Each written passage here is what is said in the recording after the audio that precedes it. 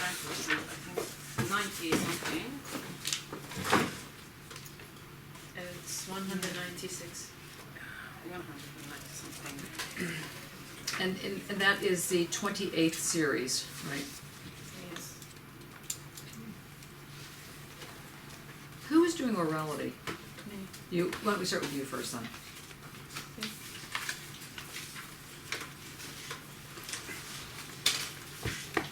Right. Dave, which one were you doing? Aeon, 23rd. Okay, let's start with you. Because we got to start with the. I'm trying to get the. Is that okay? Yeah. You're all right with that? Yeah. Okay. Go for it.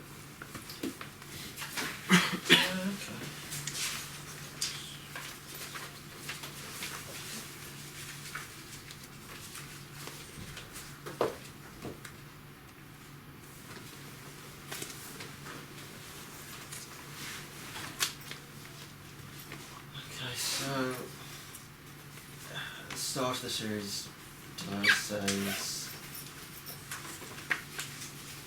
there's an opposition between two different readings of time, which is chronos, which is there is only the present. The present is just the only thing that exists. Past and future are just contained in the present. That's all it is. It's like a ball of string which has the past and the future sort of wound up in the string. It's a knotted ball of different time, but there is only the present, the past and future are just extensions of the present. You get to them by moving from the present forwards or backwards, and you sort of ascertain what happened in the past or what's going to happen in the future. In terms of chronos, that's how you envision time as looking forward or looking back from the position where you are. And Can you just repeat that? So you have the ball of string. so a ball of string being the present. Being present. In chronos, the present is a ball of string. Well, time is a ball of string. So past and future sort of wound up in this ball. There was just this one thing, and everything is wrapped up in there somehow. And you're saying that's Aeon. That's chronos. Chronos, okay, right. Yeah. Presentism. And by the way, what you just described is what Deleuze later in Difference and Repetition gets into as the image of thought. Because it's not just you're giving an example or model, that the way in which you have pictured it is what he's talking about, that all thought has its picture. So, but maybe not all thought, but at least the thought that enables a chronos. Go on. And he says.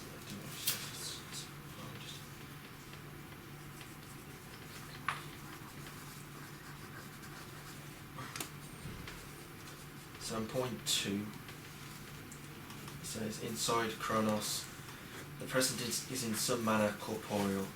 It is the time of mixtures or blendings, the very process of blending. To temper or to temporalize is to mix. The present measures out the action of bodies and causes. The future and past are rather what is left of passion in a body. But as it happens, the passion of a body refers to the action of a more powerful body. He goes on, so he's saying in chronos time, how things relate, how cause and effect, and how time starts to become present, embodied, is due to the mixture of bodies. It's to do with the interaction of matter and material. And time is explained, past, future are explained in this mixing of actions, passions, bodies, that sort of thing. Everything is sort of explained in that way. There's nothing that sort of comes outside of chronos, or the mixture of physical actions or passions or bodily interactions. There's nothing that is outside of those explanations which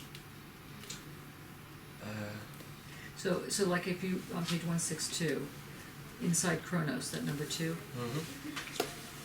where he's saying that the present becomes corporeal, is that what you mean by this ball of string? Yeah.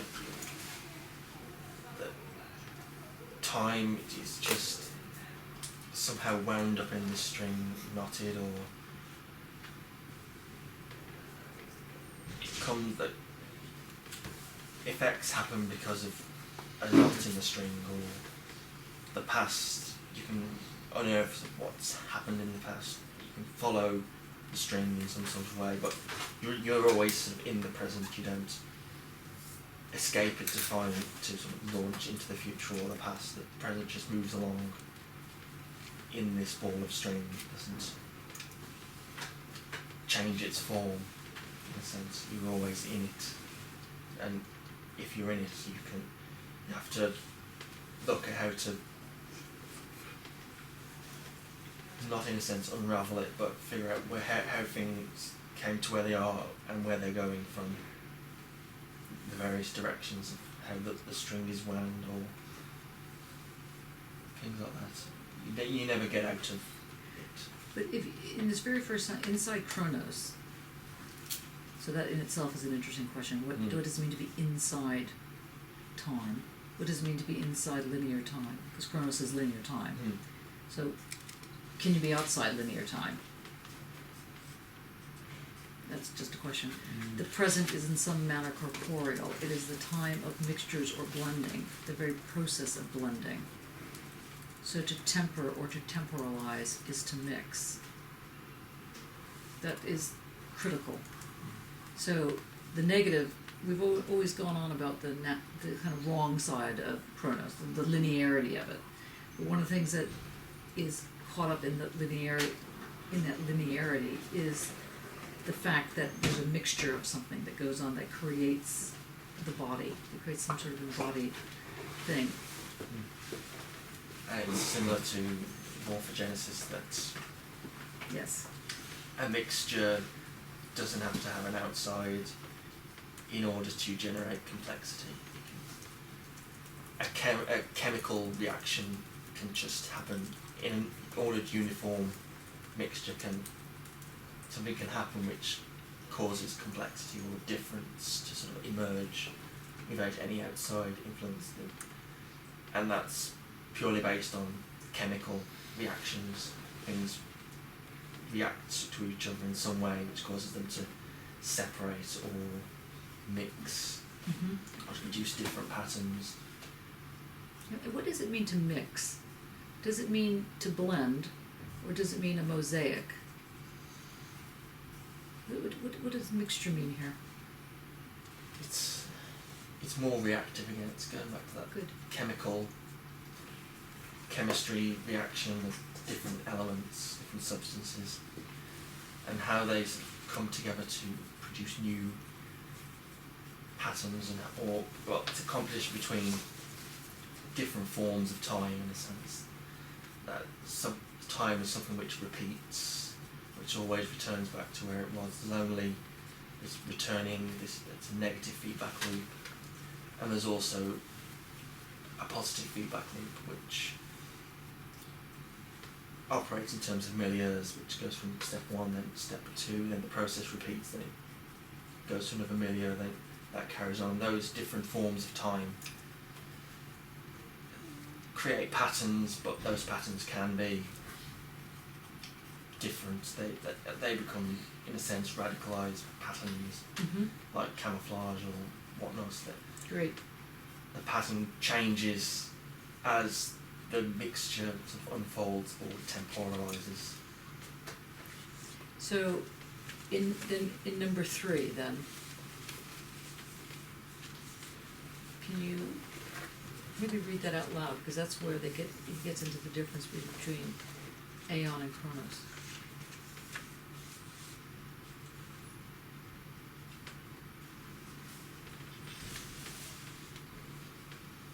Can you read that? Already? Yeah, thanks. Chronos is the regulated movement of vast and profound presence. But from where exactly does it draw its measure? Do the bodies which fill it possess enough unity? Do their mixtures possess enough justice and perfection in order to present for the present to avail a principle of an imminent measure? Perhaps it does, at the level of the cosmic's use. But is this the case for bodies at random and for each partial mixture?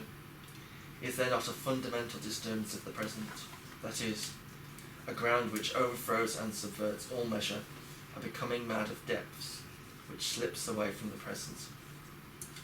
Is this measureless something merely local and partial, or does it stretch rather little by little to the entire universe, establishing everywhere its poisonous, monstrous mixture, and the subversion of Zeus and Kronos itself?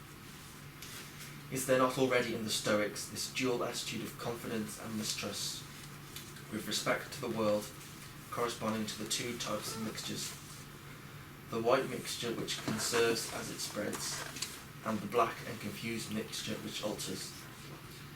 In the Meditations of Marcus Aurelius, the alternative frequency resounds: is this the good or the bad mixture? This question finds an answer only when the two terms end up being indifferent.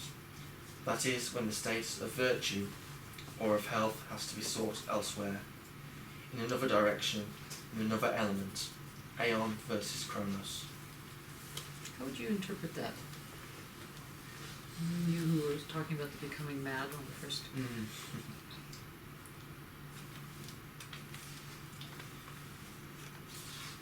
I think the becoming mad of depths is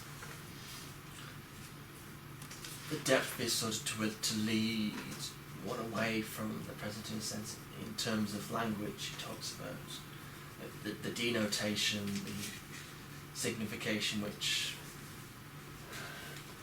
leads one into a strange sort of depth, in a sense,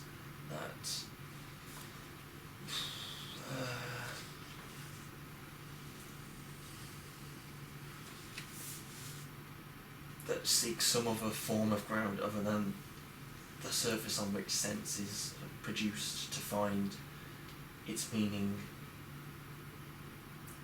That's great. I mean, so what does it mean to me? Does that speak to you at all, Jakob? Can you explain it? Can you sort of translate what Dane said in terms of maybe your own work? That's part of my work, which I kind of, which I'm still confused, because I'm confused about time in my work, time and space, continuum thing that I'm arguing partially. But I kind of read it a little bit in relation to layering, or matter that is produced through the layering, which would be basically each layer would be this one measure of action of body, and past, present, all kind of stacks up together to create what he would call the temporal mix, or tempered reality, which is quite interesting. We call it tempered reality, which is the reality that is produced through temporality. And then I remember reading, which is the more iron thing, which is when he talks about cinema, because I'm kind of dealing with that right now, which is the slices of time, which is the present functions completely different in relation to thought of time as linear, because the layer is still linear per se. It's still created through kind of past, present. Well, that's the point here. So Yeah, that's exactly the problem. That even the layer, even if we think about it as the what Dane called the twisted ball of string is still a string. It's still linear per se. Even how much we twist it, bend it, and try to move it, it's still going to be presented as past, present, future, even though they intertwine with each other and layer with each other. Which is a crucial point. Yeah. And that kind of version, if thinking through time in this way, there is no escaping from it, if we think of time as such.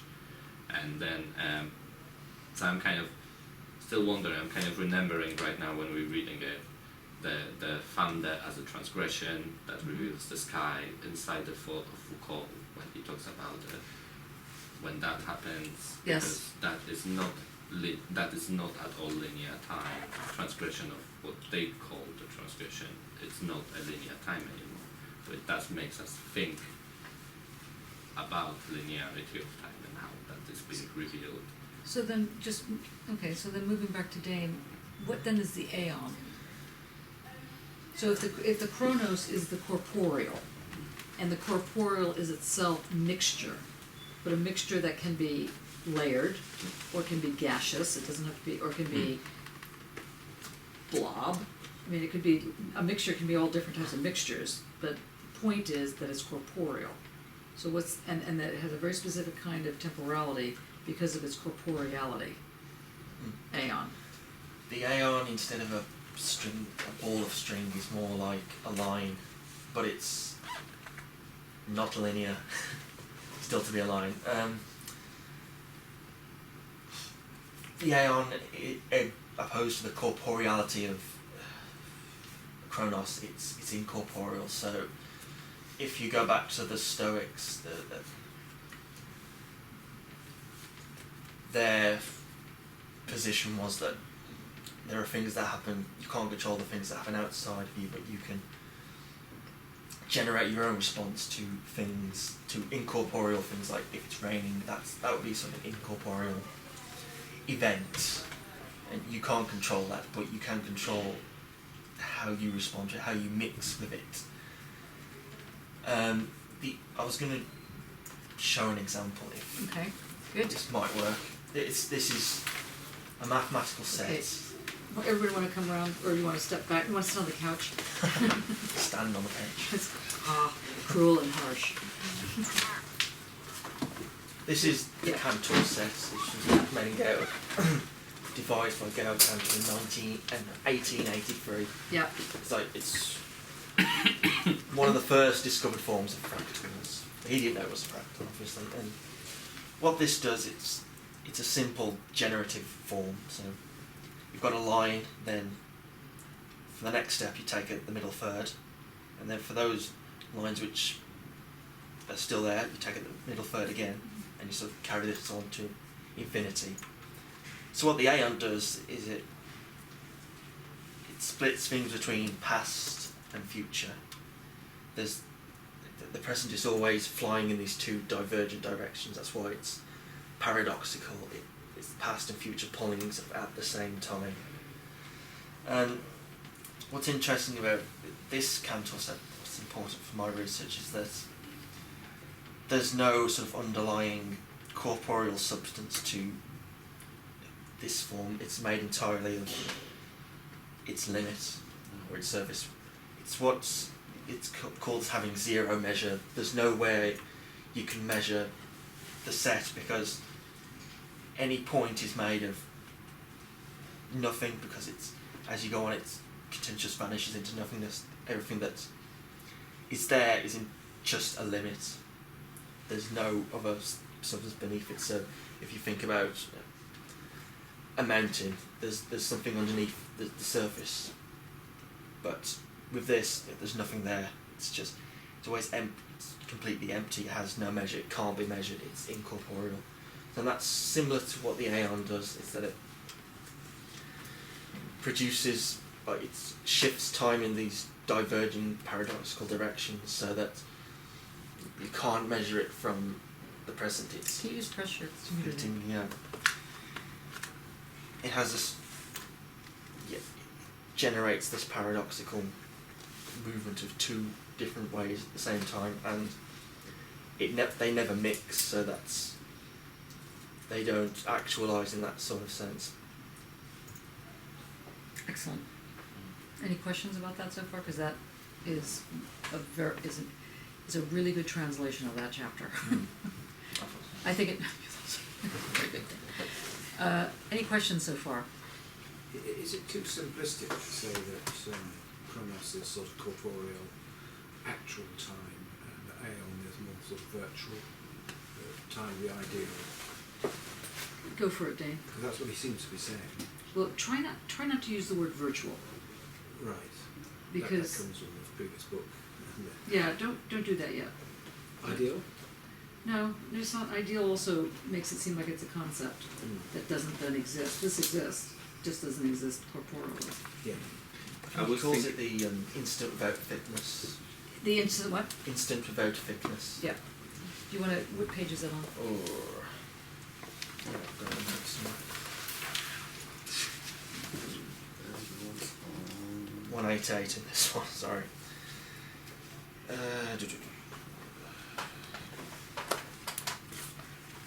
that one, so It's it's point one of. Yeah. it's in the very beginning of the No, Aeon discussion. He's got point 1 to 3, then he's got another point 1 to. Yeah, So it's the second point 1. it's the second point one. Yeah, so it's on page 164. You want to just read that bit out? In accordance with Aeon, only the past and future inhere or subsist in time. Instead of a present which absorbs the past and future, a future and past divide the present at every instant and subdivide it ad infinitum into past and future in both directions at once. So here's where, if he had been a PhD student, he would have been slapped on the wrist for not having footnoted the Cantor sector, this Cantor sets, because this is literally what he's talking about. But you were right to discover that. Yeah, go on. Or rather, it is the instant without thickness and without extension, which subdivides each present into past and future, rather than vast and thick presents which comprehend both future and past in relation to each other. What difference is there between this Aeon and the becoming mad of depths, which already overturned Chronos within its own domain? At the outset of this study, we were able to proceed as if both were intimately prolonged. They were both sidestepping the present, and both developed the same contradictions of quality, quantity, relation, and modality. Sorry, there's left out a line. Can you just read it at the outset of the study? At the outset of this study, we were able to proceed as if both were intimately prolonged. They were both opposed to the corporeal and measured present. Both were capable of sidestepping the present, and both developed the same contradictions of quality, quantity, relation, and modality. At most, there was between them a shift of orientation. In the case of the Aeon, the becoming mad of the depths was climbing to the surface. The simulacra, in turn, were becoming phantasms. The deep break was showing as a crack in the surface. But we learned that this change of orientation and this conquest of the surface implied radical differences in every respect. This is almost the difference between the second and third hypotheses of Parmenides, that of the now and that of the instant. It is no longer the future and past which subvert the existing present. It is the instant which perverts the present into inhering future and past. So let's stop there. Does that speak to what you were? Nope. That's the short answer. Yes. Can you explain what you just read there, Dan?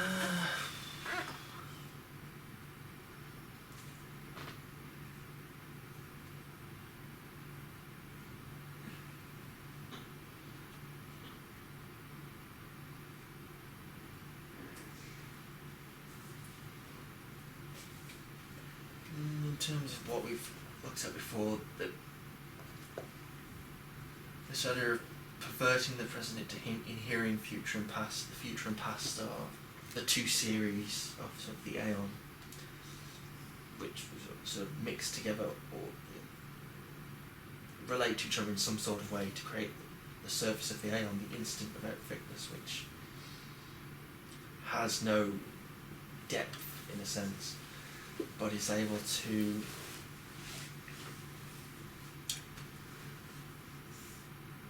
hold together these forms, have a series of past and future without them explaining the present. They don't manifest themselves corporeally in the present, but nevertheless their serial resonance sort of makes the present in a sort That's of right. way. Makes a space take place. It allows the instance to be instantaneous. Mm-hmm. but Which is different than now, Mm. because now speaks to the time, and this creates a spatiality. Mm. So you end up having something that resembles a not here space. a now, an instant space, an energy, like the lightning that you were talking about. Does this make sense, Tam? Are you alright with this? So, I think so. These yes/no questions are always, but you're not. You just Well, didn't it look makes sort of sense, but we seem to be creating more concepts. more complexity or more. I'm just trying to get a hang of how they're different yet how they relate to one another. So Because we've they're got on the not table. totally separate. Yeah, we've got on the table Aeon and Chronos. Yeah. But we now know that they're both having something to do with incorporeality, although Chronos is more to do with the corporeality. Yes. Okay, but according to this next bit, they seem to be, at the outset they say we were able to proceed it as if both were intimately prolonged. They were both opposed to the corporeal and measured presence, both meaning the Aeon and the Chronos. So, but it turns out that that's really not quite the story. Now, if we were to go to the orality and link it to this Aeon, can you do that? Sorry, before that, can I ask, would that be too simplistic to say that the Aeon has to do with spectatorship and Chronos with action, like the opposite of spectatorship, in the sense that if I do this is really just present, whereas if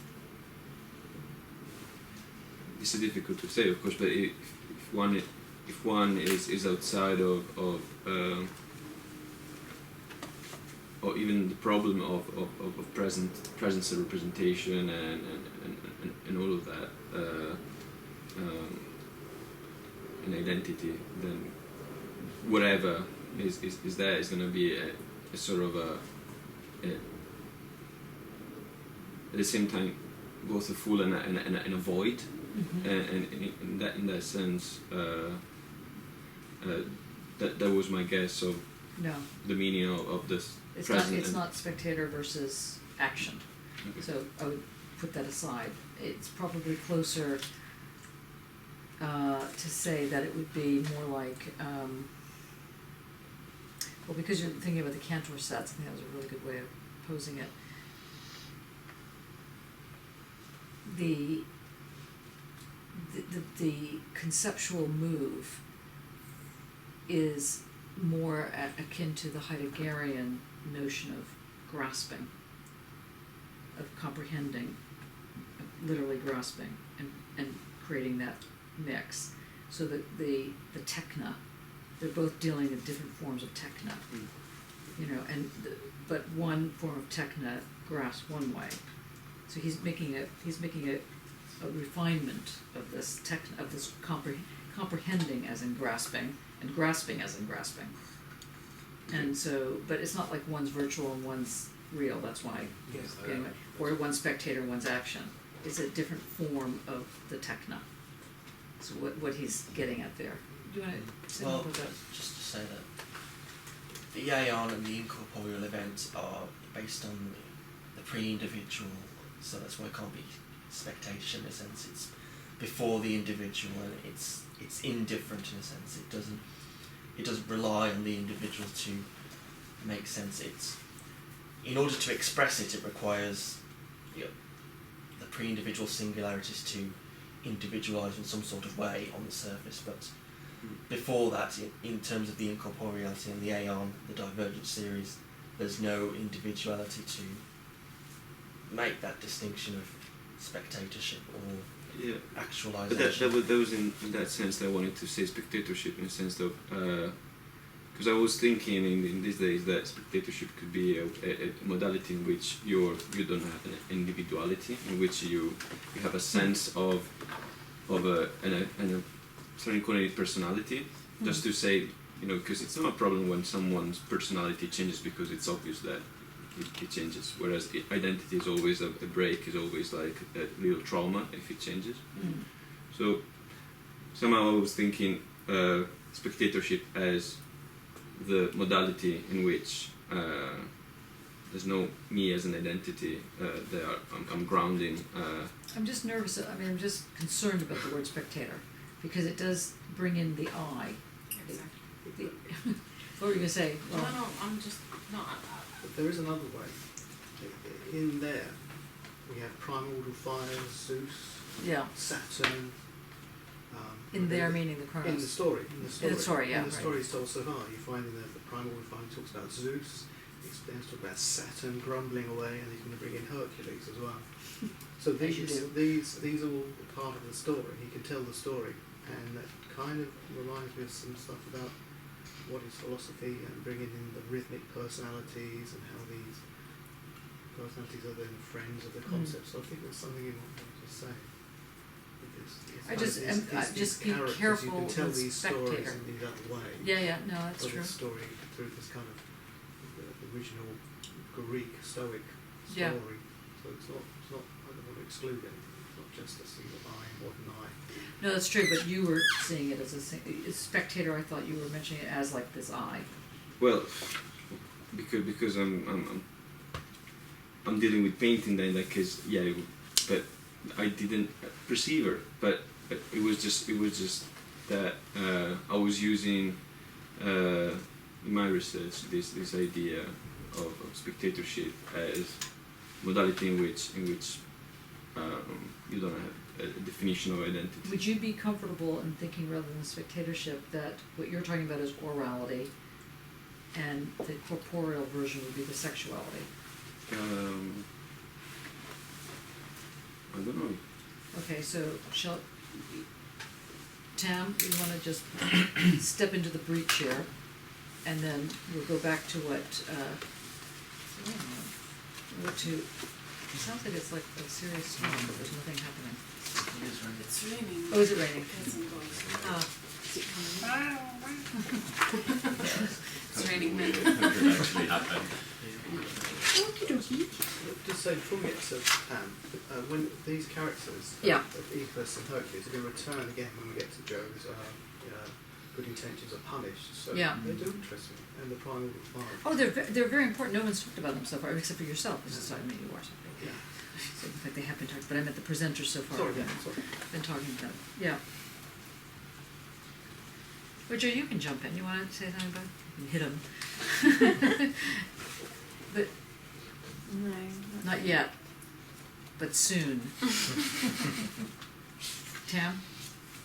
Okay, can I just refer to the last paragraph of the Aeon series? Yes.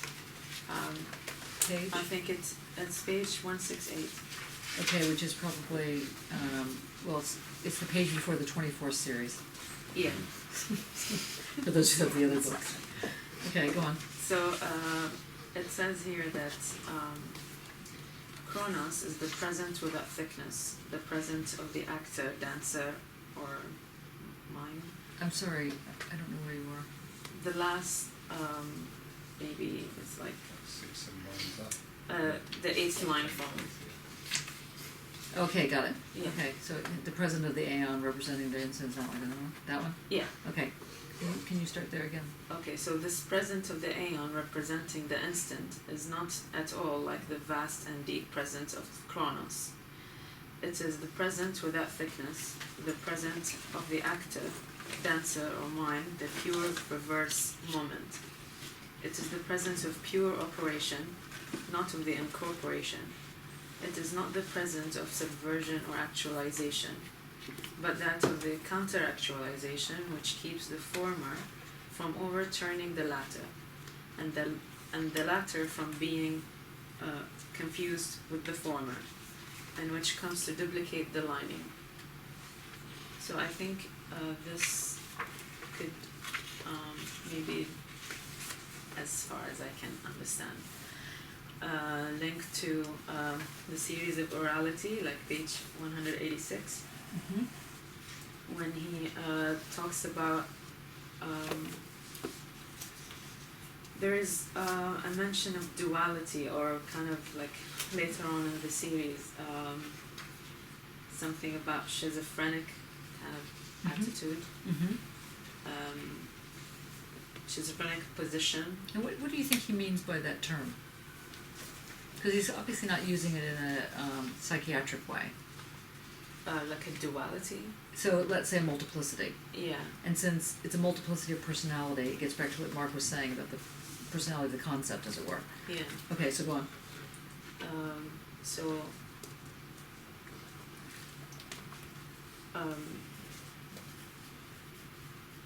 it also relates to the what he's gonna like analyze the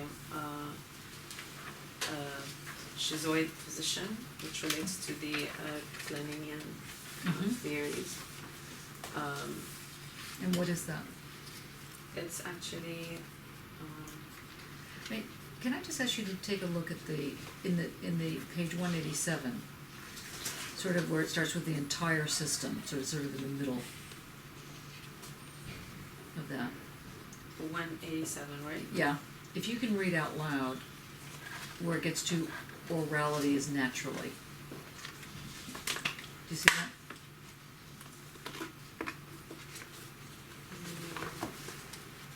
So it's about, Oh, yeah. yeah? Okay, just read that down to the end.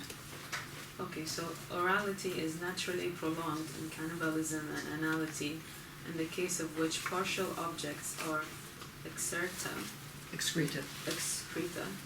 capable of exploding the mother's body, as well as the body of the infant. The bits of one are always the prosecutors of the other, and in the abominable mixture, which constitutes the passion of the nursing infant, prosecutor and prosecuted are always the same. In the system of mouth, anus, or adamant excrement, bodies burst and cause other bodies to burst in a universal Cesspool. So what do you make of that sentence?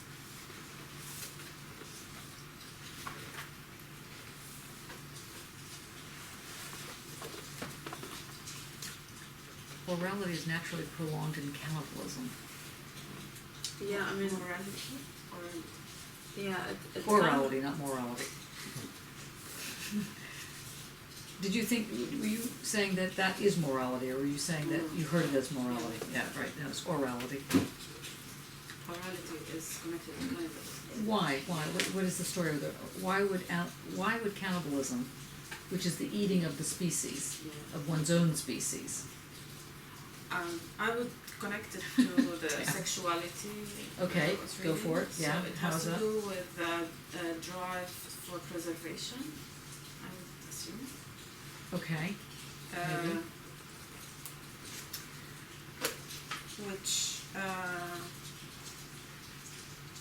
Which is the drive of preservation is just the opposite of which comes prior to the drive for sexuality, and so it is basically this thing about instinctive need to be preserved as a species. Okay, close. So in Freud, we know that there's the oral phase. Yeah, What is the oral phase? it's the baby's relation with his mom, the first stage of the childhood. So the oral why stage is it the oral? sucking, absorption. Okay, sucking, absorption, yeah. Yeah. Okay. So and it's oral because all the sensation is built in the mouth, Right. and all the understanding of the existence comes through the mouth. That's why babies put everything in their mouth. And then the anal situation, the anal stage comes later. Mm-hmm. This is just the Freud, as far as I understand it. So the anal stage comes later when they become more aware of their excrements and the privacy of that situation and the need to control it in a way and the need to manage it. Mm-hmm. And then the, So I'm the gonna- sexual wait, stage comes. Wait 1 second. Do you mind if I interrupt? for Yeah, just a no, second? no, So if we just turn the lights off for a second, because I want to show you this video that Henry brought to our attention this morning, which I think fits in this.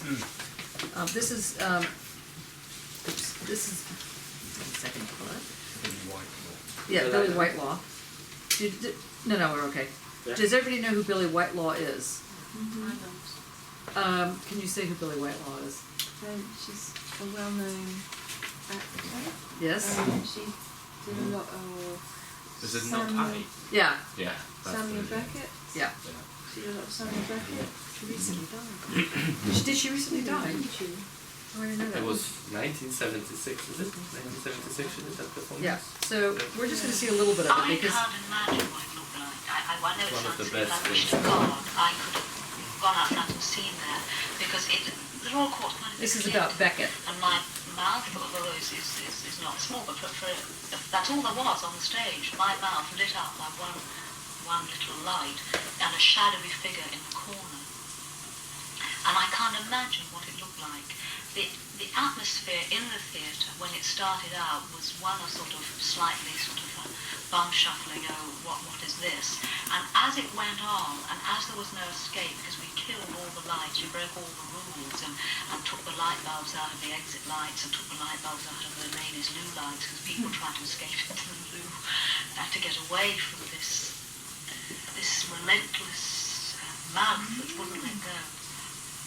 Plenty of writers can write a play about a state of mind, but he actually put that state This is of Samuel mind Beckett. on the stage in front of your eyes, and I think a lot of people recognise it.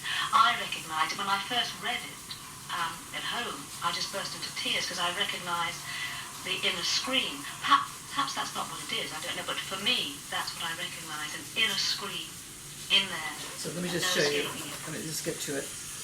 He was so demanding in as much that he was so meticulous. If you said an O instead of and no escaping it. He was so demanding in as much that he was so meticulous. If you said an O instead of an R or an and instead of something else, you know, from the store, you say, oh Lord, or you'd see his head going down. Yes, I do. Sure, agony, but could not. Getting or kneeling or not. Dark, and not exactly insentient, for she could still hear the buzzing, so cold, in the ears, and a ray of light came and went, such as the moonlight cast, drifting in and out of cloud, but so dulled, feeling so dulled, she did not know what position she was in. Imagine what position she was in, whether standing or sitting, but the brain, what? Kneeling, yes, whether standing or sitting or kneeling, but the brain, what? Lying, yes, whether standing or sitting or kneeling or lying, but the brain still in a way, for her first thought was, oh, long after a sudden flash brought up a she would believe with the other waves in the merciful God. Her first thought was, oh, long after a sudden flash, she was being punished for her sins, a number of which then, further proof were needed, flashed through her mind, one after the other, then dismissed as foolish, or long after this thought dismissed, as she suddenly gradually realised she was not suffering. Imagine, not suffering. Indeed, could not remember offhand when she had suffered less. Unless, of course, she was meant to be suffering, thought to be suffering. Just as the odd time in her life when clearly intended to be having pleasure, she was in fact having none, not the slightest, in which case, of course, that notion of punishment, for some sin or other, or for the lot, or no particular reason, for its own sake, things she understood perfectly, that notion of punishment which first occurred to her, brought up as she began to believe, with the other waves, in a merciful God, first occurred to her, then dismissed as foolish, was perhaps not so foolish after all, so on, all that, vain reasonings, till this other thought, long after, sudden flash, very foolish really, but what the buzzing, yes, all the time the buzzing, so called, in the ears, not actually, not in the ears at all, in the skull, dull raw in the skull, and all the time this ray or beam, like moonbeam, but probably not, certainly not, always the same spot, now bright, now shrouded, but always the same spot, as no moon could, no moon, just all part of the same wish to torment, no actually, in point of fact, not in the least, not a twinge, so far, this other thought then, long after, sudden flash, very foolish really, but so like her, in a way, that she she might do well to groan on and off. 5, she could not, as if in actual agony, but could not bring herself, so full in her makeup, incapable of deceit, or the machine, or like to the machine, so disconnected, never got the message, or powerless to respond, like numbed, couldn't make a sound, was any sound, no sound of any kind, no screaming for help, for example, should she feel so inclined. Scream! Ah! Scream again. Ah! Again. No, spare that. All silent as the grave. No part. What? The buzzing, yes. All amazing, silent. isn't The it? buzzing, so cold. No part of the moving. You just can't not watch Just it. the eyelids, presumably. On and off. Shut out the light. Reflex, they call it. No feeling of any kind. But the lids, even best of times. Who feels them? Opening, shutting, all that moisture. But the brain still sufficiently overly but so at this stage, in control, under control, to question even this. For on that April morning, so it reasoned, that April morning, she, fixing with her eye a distant bell, as she hastened towards it, fixing with her eye, lest it elude her, had it all gone out, all that light of itself, without any on her part, so on it reasoned, then questionings, and all dead still, sweet silent as the grave, when suddenly, gradually, she realized, I can imagine this to work this well in a theatre, because to see the mouth so close is so violent. Probably Yeah. in the theatre, like 50 meters away. It's still violent. Yeah, I just like now imagine how it would work. Very aggressive. What's that? Very aggressive. Very aggressive. Yeah. Okay. Now, you can watch this. I'm going to send this to you.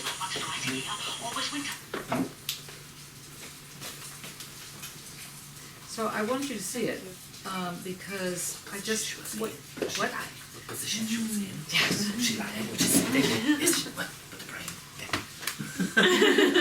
I was doing performance from that. Were I you? separated mouth from the text and proved that it doesn't work. So the mouth had to say the text. Yeah, because I couldn't learn it from memory, first of all, because it's not easy text to learn because it's all about the rhythm of speech. Yeah. And with it, if you don't know English well enough, you can't practice your voice well enough, you can't say it.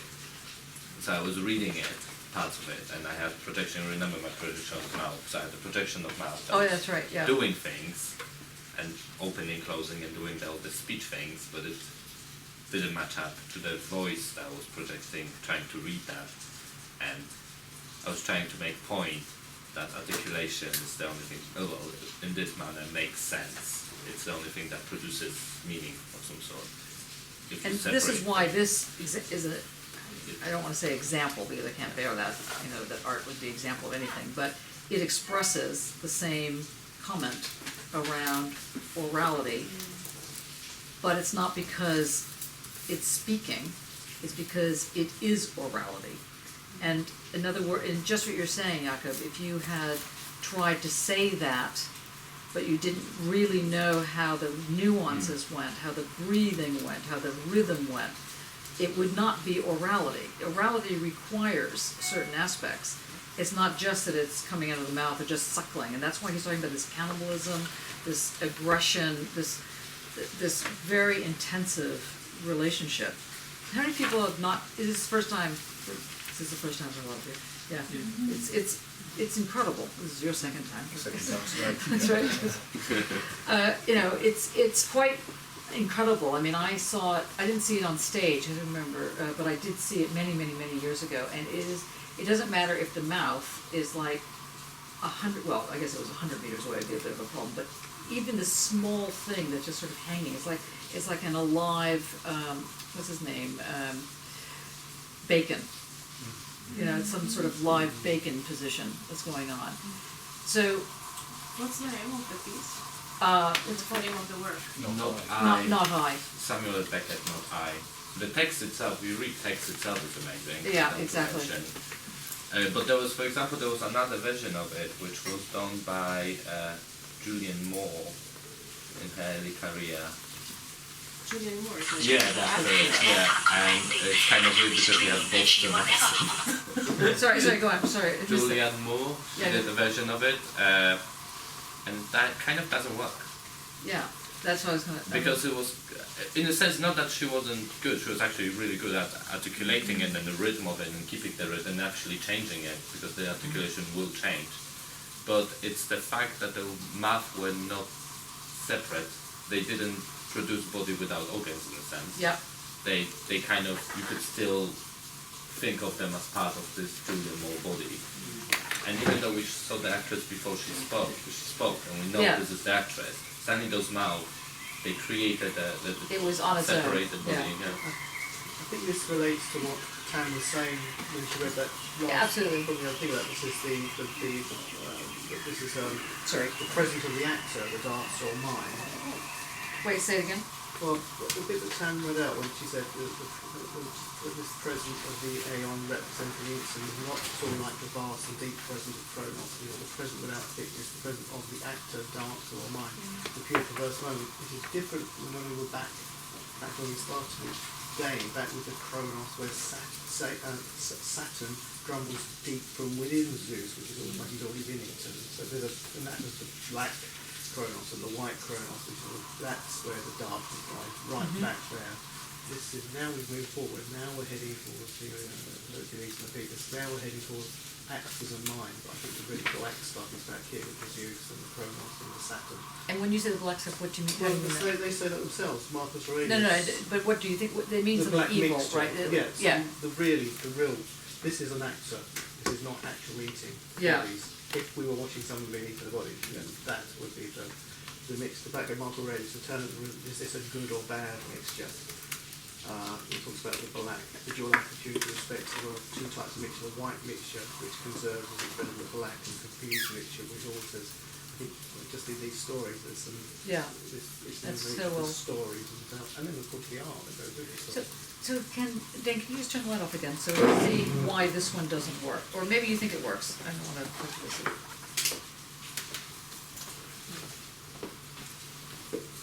Was this originally meant as screen work? Well, that I think that this is Yeah. exactly. It's meant for a screen, and it changes, and it's not her. The whole 60 win. What? 70? Good God. Coming up to 70. Walking in a field. yeah, it's completely different. Completely different. Yeah, it doesn't work. And I don't think it's like the fact that This is not cannibalism Right. anymore. This is more sexual. This is more. Interesting. Yes. Good. You know, Good. yeah. This has the what's the word? This has the No. Stand up in the dark. And ignite It's that. going to be more evil. This one's more equal. How do you mean? Filter the buzzing. So-called When you start the ray talking of about light equal came later on, came and went. moving to the Touched the chapters, moon like hands. Drifting in another cloud. Oedipus and Hercules are the kind of like the good guy in the part. What positions you was in. So this is the good. Positions you was in. So this is Chronos. Sitting, with brain. You're saying. I'm saying that Standing, or sitting, or kneeling. The brain. if you're following the story through, as the way he tells it here, Or sitting, or and when we kneeling, or do the lying. other chapters that we're getting In into, a way. when he starts talking about the superego, we've done the orality, and we talk about the orality which we're at now, but when we get to the superego, and I don't really want to jump too high, the superego turns out to be what he calls a good guy, a good guy, and I think that's why I'm saying this is more Oedipal, less orality, back to the Saturn, Yeah, the less Saturn Aeon. and Yeah. the Zeus, and the darkness of the Greek stories. But I think also the fact that The primal fire that they talk Yeah. about back there. yeah, sorry to interrupt. I also think that the fact that the edges of the we can see them here Yeah. also changes the whole image and the whole effect it brings to us. Yes. And I think this in here you can see it. You know how he describes in the sexuality the what's the word?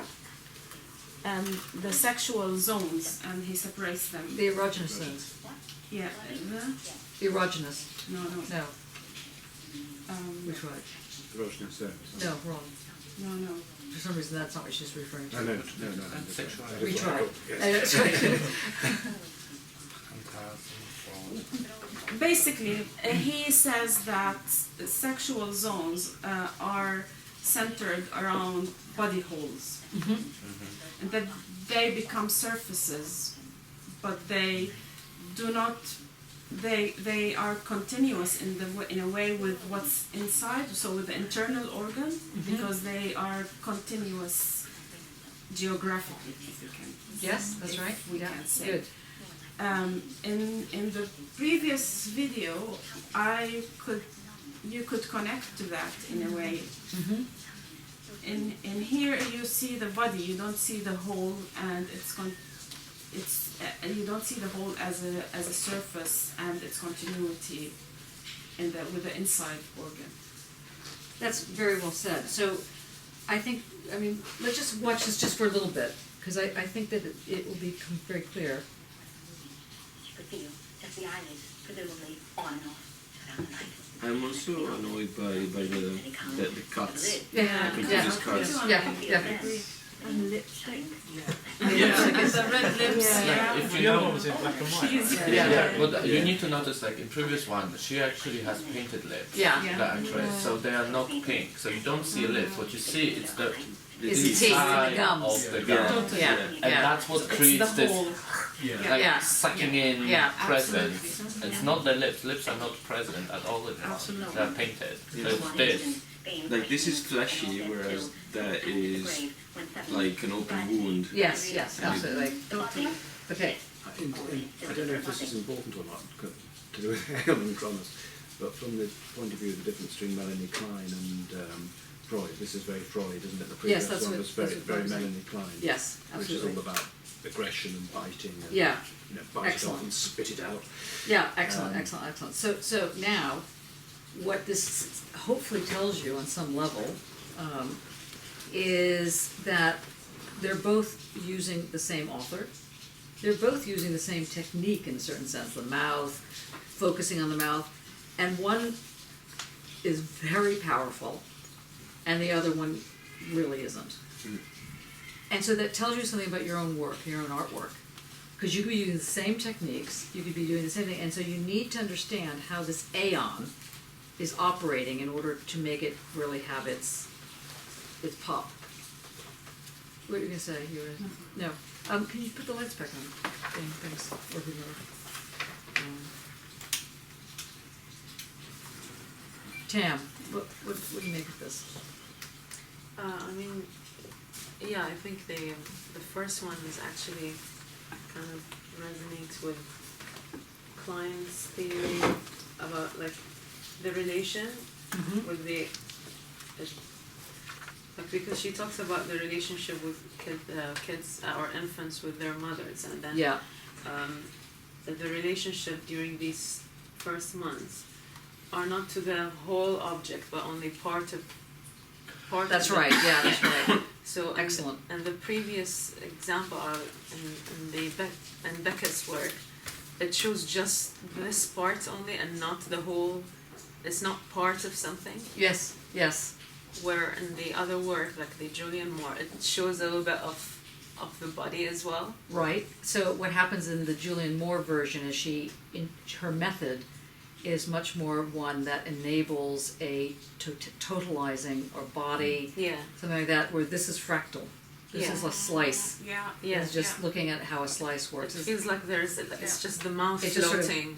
Yeah. Yeah. just a presence of some kind. Yeah. I'm reading now on glory holes. Okay, as you do. Glory hole, hole obsession. It sounds so bad when I say it. But the fact is that the author that I'm reading, it's Ron something. It was from online Rhizomes journal. Anyway, Oh, Rice. Yeah, I know Rhizomes, Ron. yeah, He yeah. was a student of mine in Jan of the Night. I can tell. No, Don Anderson, not Ron. Don Anderson, so maybe not. But he did basically research on glory holes, and Yes. he talks about glory hole sex as that, as the moment in which the penis that enters the hole, it cuts out the body. Yes. It becomes, there's some sort of version of castration he deals with here, but it's the castration that produces body without organs. What was his last name? I can't think of his last name. Don Anderson, that was him. Oh no, okay. There's another guy, Ron, who did a similar thing. when I was at the end of the night. But anyway, go on. Yeah. Yeah, I mean, he argues exactly what we're talking about right now. We're relating it to the orality of mouth, but the fact that the kind of the ion and it does that. It separates, but it separates and does something else. It produces a meaning and through that separation of some sort. It's not like separates because there is no prior time. Yeah. Per se, it creates the paradox of past So and can future. you explain like she is telling a story. Yeah. Or grabbing at the straw, the brain, flickering away at its own. It's back to the brain. There, on someone else, so on. That is the voice, worse, as little sense. All that together, can't. What? The buzzing, yes. All the time the buzzing, no raw light falls, and the beam, flickering on and off, started to come around like moonbeam. So it's the screen. Keep an eye on that too. Corner of the eye. All that together, can't go on. God is love, she'll be purged. That is the field. I'm sorry that I mean, who did the video like this one? Is Who filmed it? yeah, because if It was done as a documentary. yeah, because No. as one is a video and one is a documentation of a. No, they're both documentations. Of course, also the other Yes. it was not Was a documentation of the thing. okay. They're both documentations. Okay, right. I thought the other was meant to be that annoying with the cuts and everything. Like Well, they are meant to. It is meant to be annoying. no, but not annoying. I mean, this is annoying in a good way. Yes, right. Yeah. That is annoying because it's not made well. Well, this is No, this no, is no. provocative. So it's annoying. No. It's Yeah, it's a provocation. Yeah, no, The other one's not a provocation. no, the other, Yeah, I but the mean, danger is that as aggressive as this is, it just keeps on attracting you to it.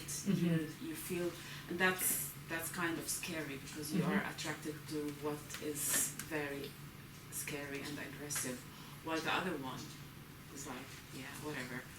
And so this is quote But yeah, art. Yeah. Because the other one is also art. It's just good intentions art, yeah. which we're well, going to swing into Joe's thing it in a would minute. be that more like marketing. So if Yeah, it's more like they marketing. change if they change Yeah, the feels like text, an it would Back to work CFAR. like an ad for whitening your teeth or something like this. Yeah. Yeah. It There's feels also very s- advertisement. the kind of notion that it's an instant, and the word instant suggests Yeah. very, very tiny ultra-second almost. Yeah, or something. yeah. This is 7-8 minutes. No, this is 15 minutes. 15 no. So it's a That's long what it instant. does, That instant but is that long. instant is occupying time of some way, or occupies Chronos to some extent, changes Yes. the Chronos completely, and that's kind of part of, like, let's say my research is that this instance is not, and that's it. It is so spread, and it's so multiple per se Yeah. that you can't really.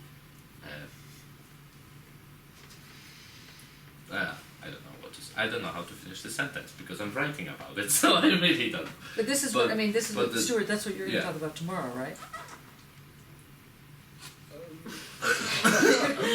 Am I? But this feels like it exists out of time.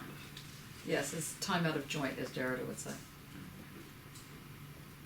Dane, what do you make of this? Because you started off with the whole aeon chronos discussion. How does this fit to that? Does it fit?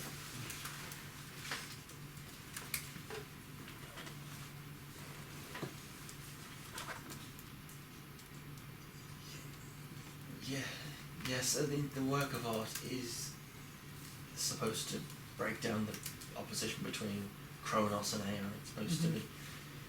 It talks about the mixing of the Aeon being unlimited, it doesn't have a sort of a scope. The present is finite, but the Aeon has a limitless to it. It can stretch, pull apart. It's indivisible in the sense, like the Cantor set is. You can cut it and cut it and cut it. But you never sort of get to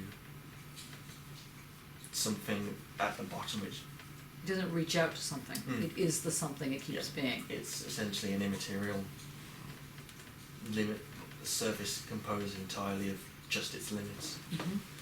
And the Aeon being sort of unlimited is very similar. it's singular, but it's thrusting its limits in two different ways.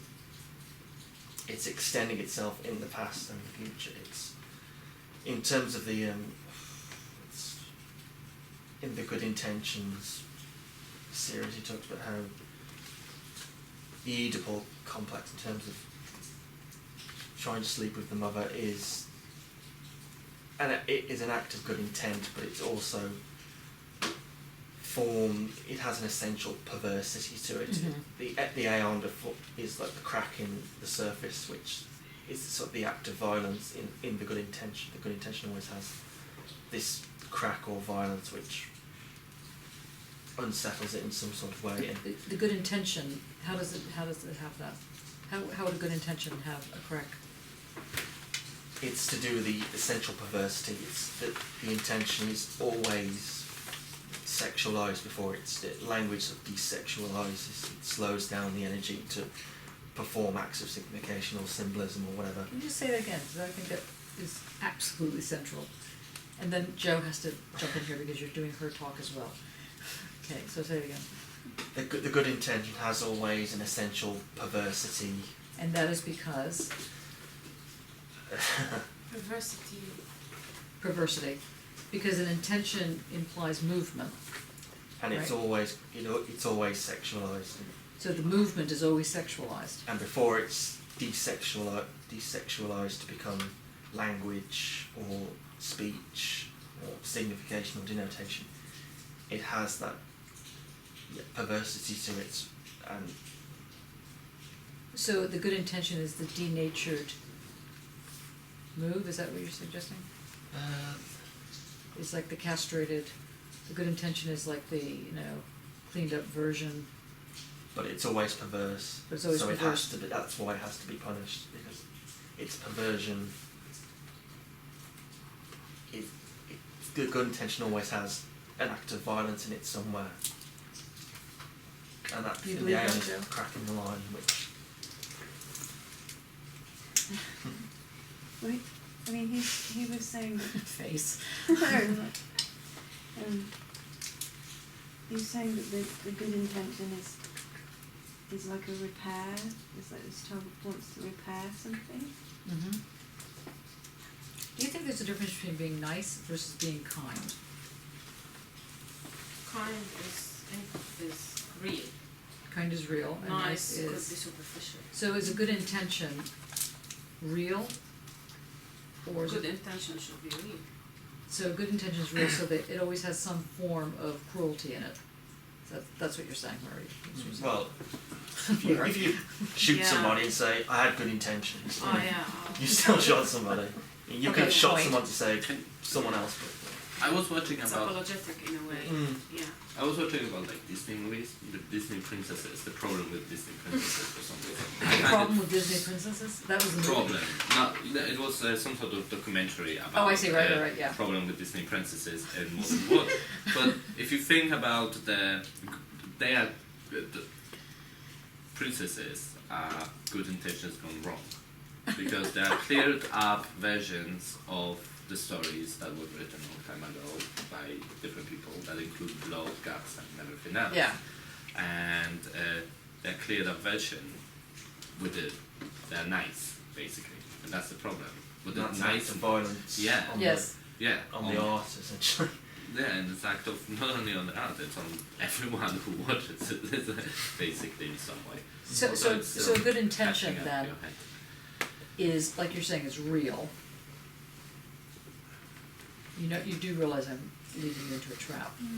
Yeah, real is not the right word. Okay. It's just the quickest term that came to my mind. This is my problem with terms. That's all right. It's okay. I think a good intention is always a good intention, but the outcome is inevitably Hell. Yeah. hell. The road to hell. Yeah. And Yeah, there's something perverse which always perverts a good intention into something. Just Does something anybody know stupid anybody in that's good really intention. well-meaning and drives you mad? Do you have any people in your life that are just really, really decent, fabulous people, and you just want to just No. kill them? No. Yeah. Yeah, of course.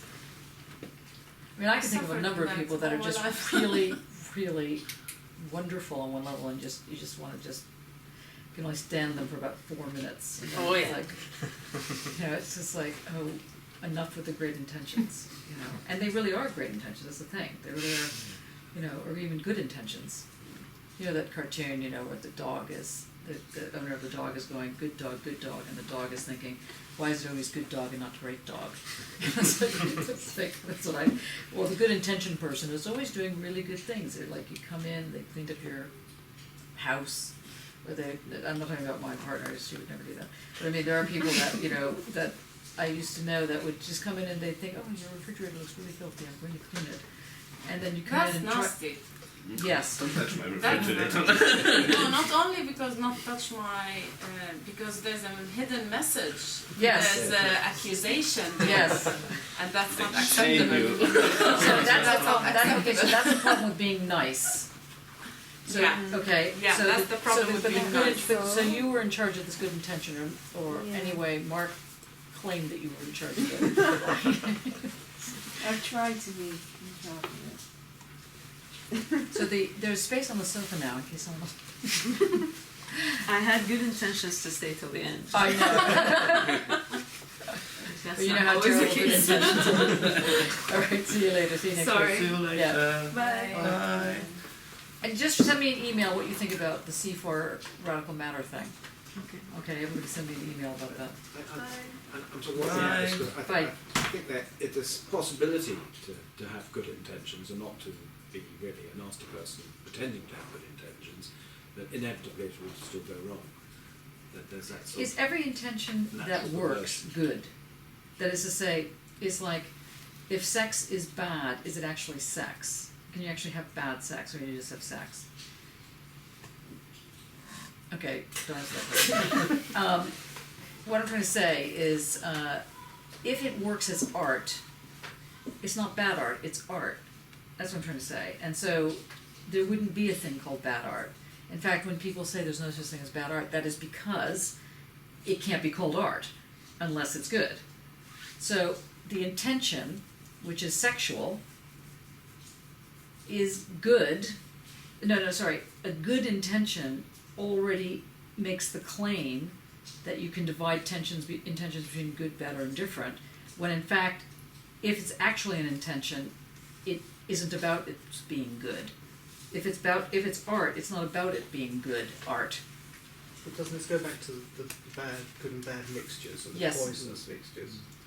As like the freezer example, like your freezer was horrible, I thought I'd clean it for you.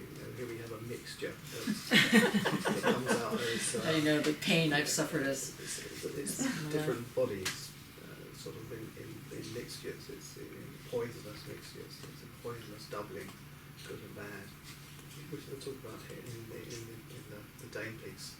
Marcus Aurelius about those black and white Yes. mixtures and stuff.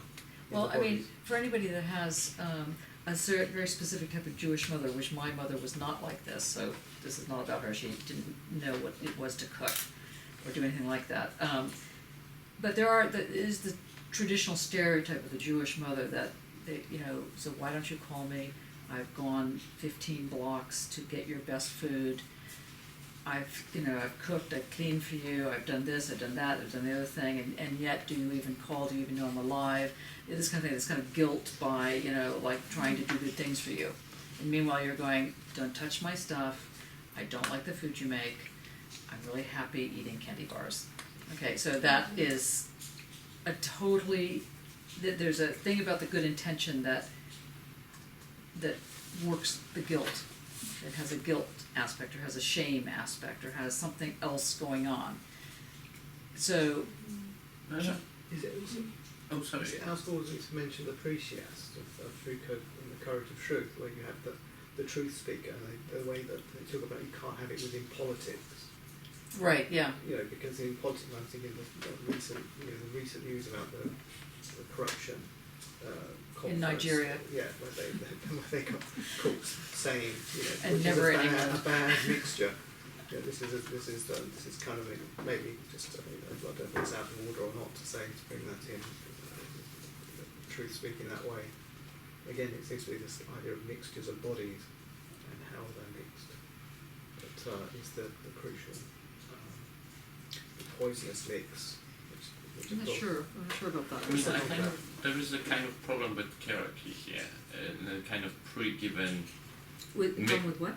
hierarchy, as in if we say that the I don't know mixture. what hierarchy is. Hierarchy? Oh, hierarchy. Oh, sorry. Can't Sorry. pronounce it. Hierarchy. I got it now. So I think it's the problem with the fact that there is a way that mixture should work, as in there's some imposed way of how body should operate, what mouth is supposed to be doing, Freud telling that mouth sucking at breath, but then they stop, and if they don't stop, that means their bodies never grew up out of the oral phase. Yeah. Sani suggests that your body is wrong, shames you in the structure because you're.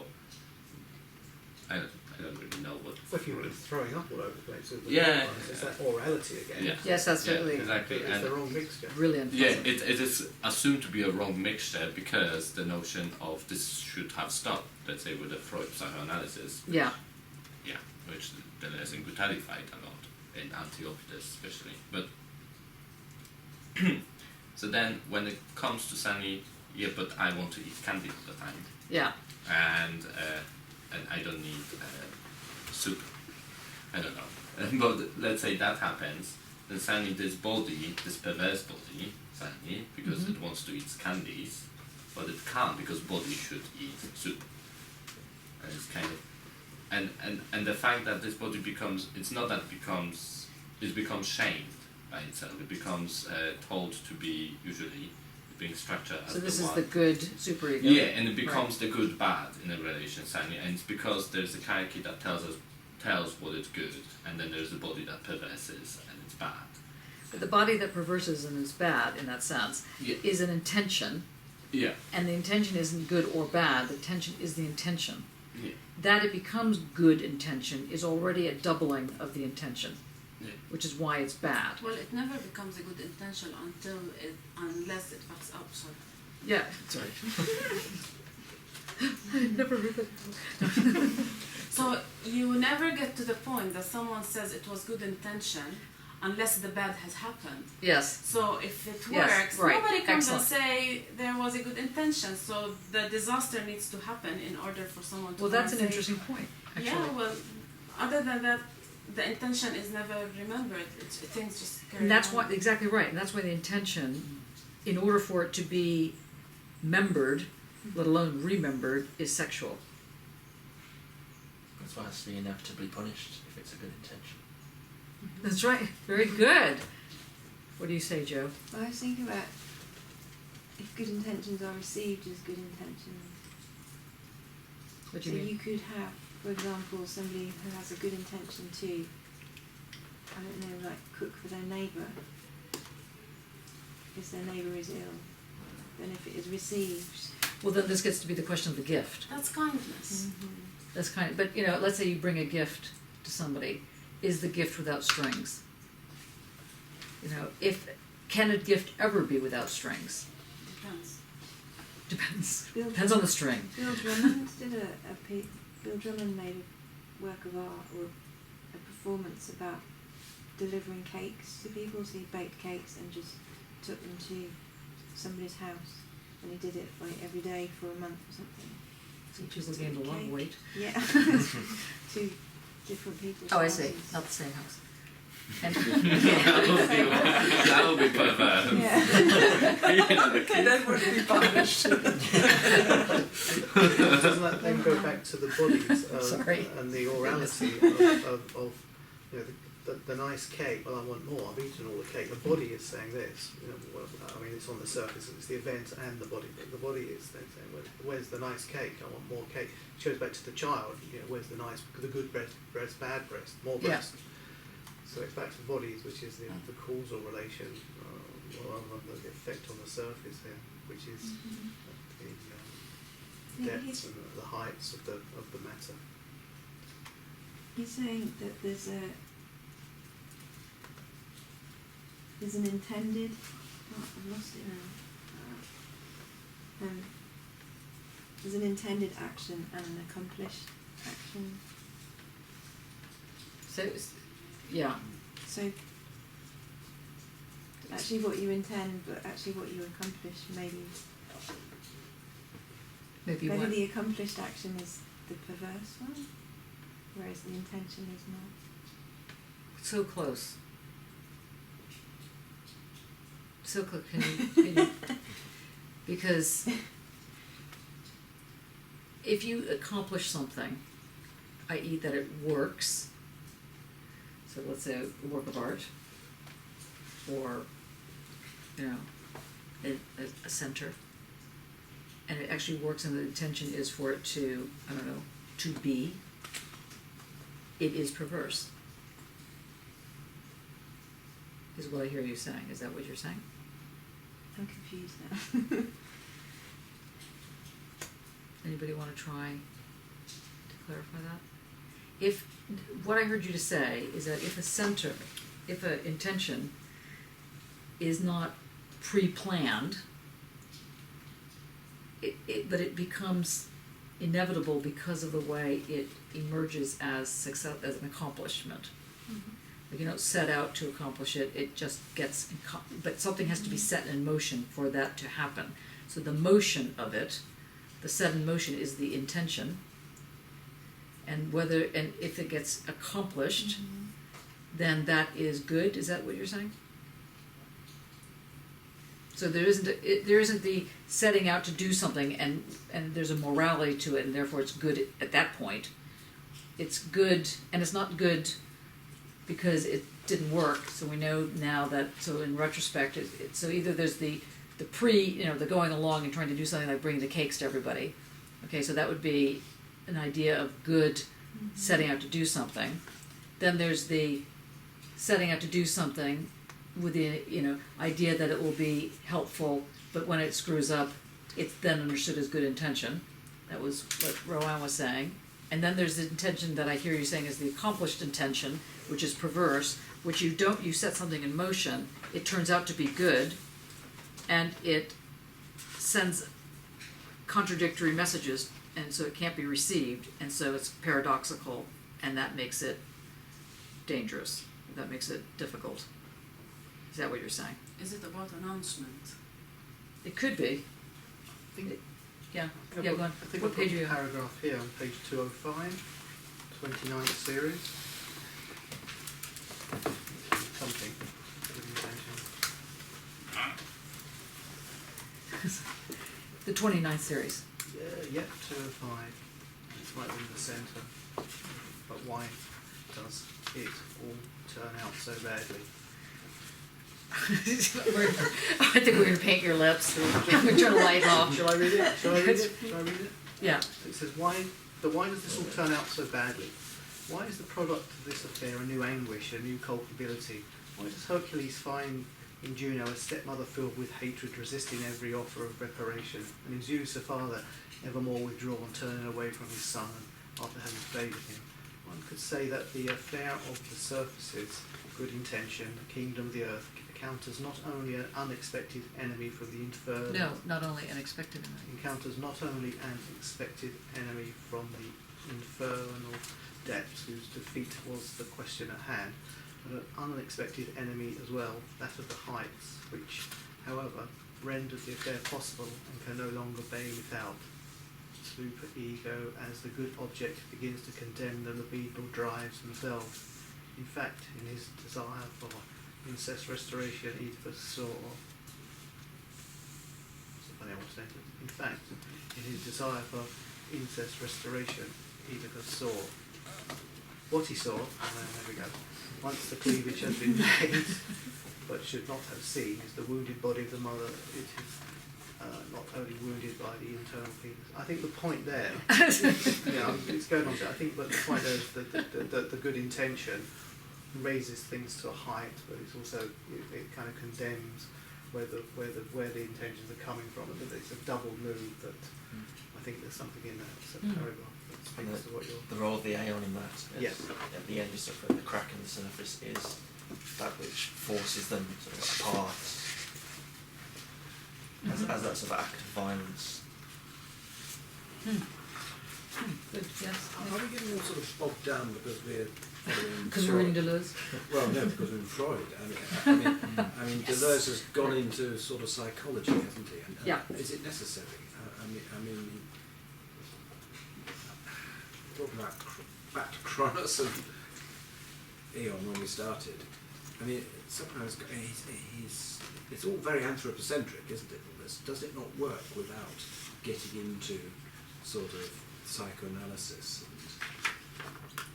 Okay, team that has been putting this forward today. I mean, does it not work in terms of series and disjunction and all that sort of thing? The crack, not the crack, the aeon crack thing. You know what Dane just said. No, it doesn't work without a crack. Well, that's what I'm saying. We're getting into all this good and bad and intention and all that sort of thing. And does it not sort of work at a more fundamental series and event level? But what do you mean by fundamental then? In this Well, I mean, we're sort of getting into Freud and sex and all that we sort are, of yeah, thing. but what would be the more fundamental if we didn't go that way? If we didn't go in towards the psychology of it and the culture? Well, we started about talking about time. Mm-hmm. And does time not... I suppose what I'm worrying about is we're getting into psychology and perception of time, how we experience time. Is that what we're talking If about? you take that out, what is time? Where are you going to be Well, talking that's what I'm from? saying. Is Deleuze talking about our notions of time? Or is he talking about something independent of that? Something pre-individual? So going back to Dane's comment of the cantors, can you answer that question then? Do you need a person? Do you need a human? Is that what you're asking?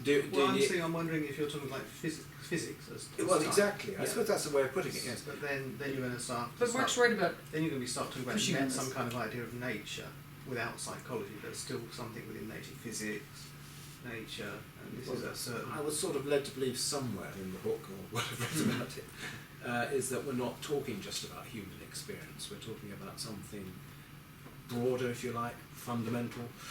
I'm not talking about sort of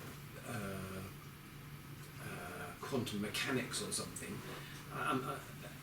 But I mean, this is very psychological. This is very much perception and individual development and the development of personality. It's what Freud and Melanie Klein are all about.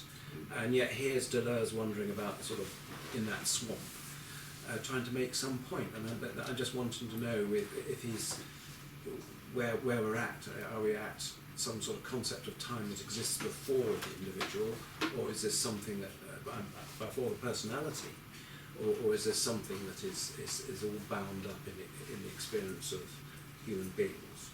Well, I'm wondering whether you're going to end up No, I'm asking the question. drawing never a mind. Cold War kind of scenario with two sides of one side pursuing culture and psychology on the historical material side, the other side scientific naturalism, no psychology, no cultural understanding, but a pure science and whatever they understand by nature. Well, I thought the great thing for me about Deleuze, is that he brings all this together. I think he talks about it all. Yes, he talks about it all, but not separately. I mean, Yeah, no, I think you've hit upon something. he sort of lays a surface or something, Yeah. some kind of surface. But this is why I'm Dane. I mean, since you started on the East-West divide of days of yore, maybe. But which is where this is written, of course. but the question of the aeon. Let's go back to that and the counter sets that you so appropriately put forward, and then what Tam was talking about the orality of something. Is it possible that it has the same level of intensity, is what I'm hearing you ask, that doesn't require the whole Oedipal structure to be brought in? Well, I think it's Is that what fascinating you're saying? to explore the Oedipal structure and see if there is such a thing as Oedipal structure, because I remain to be convinced how that would work in a Deleuzean way of looking at things. But I almost feel as though he's using it to explain his concept of time, if you like.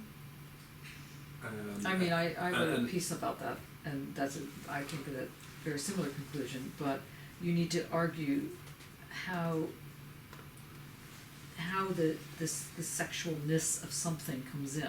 Yeah. Because he is talking about the sexual, and maybe he didn't have to go to Melanie Klein or the Oedipal move. Maybe he didn't have to go to that Yeah. version. But I think in some ways you're both right, and you're both wrong, which is fabulous. But which is to say that with Mark, one of the important points that he's suggesting is there is something that is visceral Mm. in this move. Mm.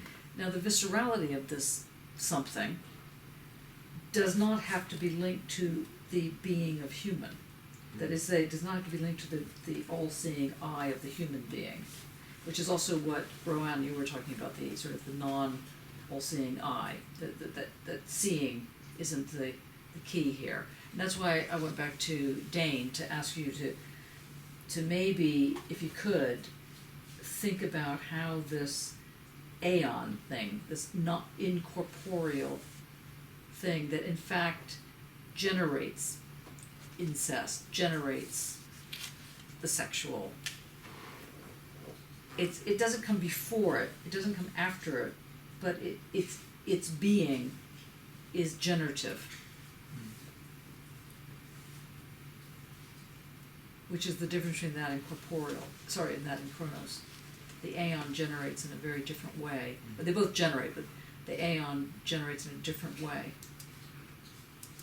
It requires a paradox of these different series that intermingle, or they don't come together to create a unified subject. They're incompossible in a sense.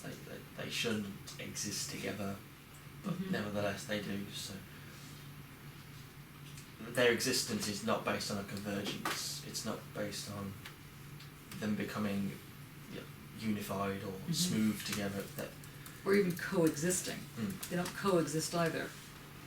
It's based on this in fractals. It's a roughness, things that aren't smooth. They points diverge to infinity from each other, and they produce an order which is excessively complex. It's not simple. It can't be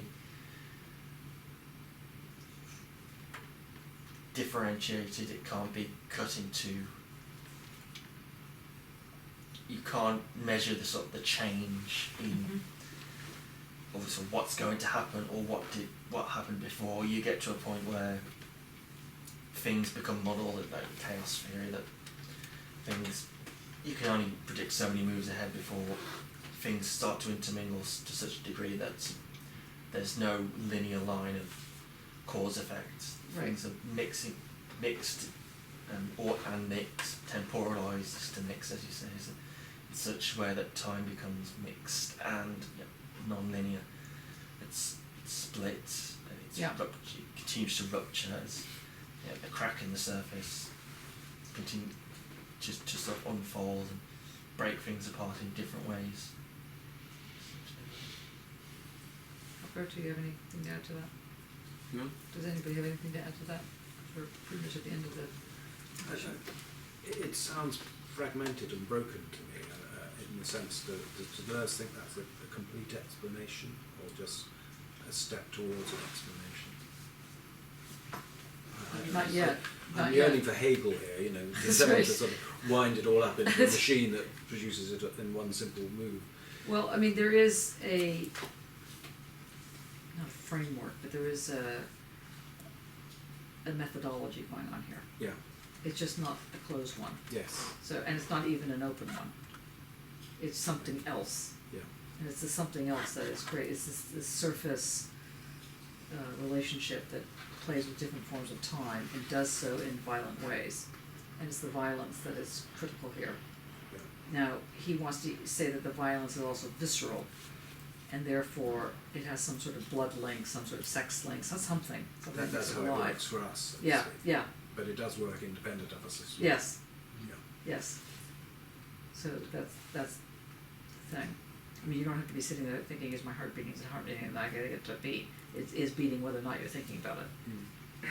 Mm. If you're not alive, it's not beating, whether or not you're thinking about it. because you're not thinking. Yes. Oh. Deadly fly! Deadly fly! Okay. Saved by the fly. Saved by the fly. Okay, so next week we are going to do this again. Okay, because I think that you're not quite there yet on the aeon and the chronos. Or is that okay? Yeah. That'll be our last one. So if you want to bring food, drinks, Next week. next Wednesday. Next Wednesday. Yeah, next Wednesday.